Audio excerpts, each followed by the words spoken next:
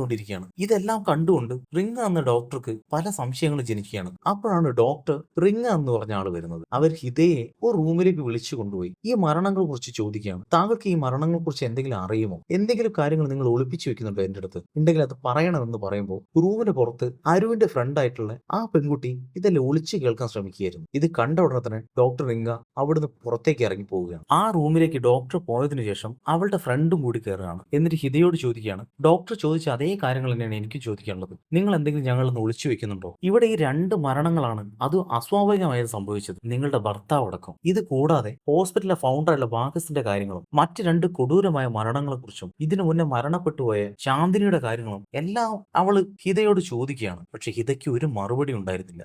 മറുപടി ഒന്നും കിട്ടാത്തതിനാൽ ഹോസ്പിറ്റലിന്റെ ഫൗണ്ടറെ സെർച്ച് ചെയ്യാൻ വേണ്ടിയിട്ട് അവൾ തീരുമാനിച്ചു. പക്ഷെ ബാഗസ് എന്ന പേരിൽ ഒരു ഫൗണ്ടറെ കുറിച്ചോ മറ്റു ഡീറ്റെയിൽസോ അവൾക്ക് ഒന്നും ലഭിച്ചിട്ടുണ്ടായിരുന്നില്ല. പക്ഷെ ഡോക്ടർ തോമസിന്റെ പേര് അടിച്ചു നോക്കുമ്പോൾ അവരുടെ കൂടെ ഇത്തരത്തിലുള്ള ഒരാളെ കണ്ടെത്താൻ അവൾക്ക് കഴിഞ്ഞു. അപ്പൊ ഇവർ തമ്മിൽ കണക്ഷൻ ഉണ്ടെന്ന് മനസ്സിലാക്കിയതിനു ശേഷം ഇവൾ തിരിച്ച് അവരുടെ ഹോസ്റ്റലിലേക്ക് തിരിച്ചു പോകുമ്പോഴാണ് അരുണിന്റെ ബോയ് ഫ്രണ്ട് അവിടെ എന്തോ കലിപ്പിലായിട്ട് തിരിച്ചു പോകുന്നതാണ് കാണുന്നത്.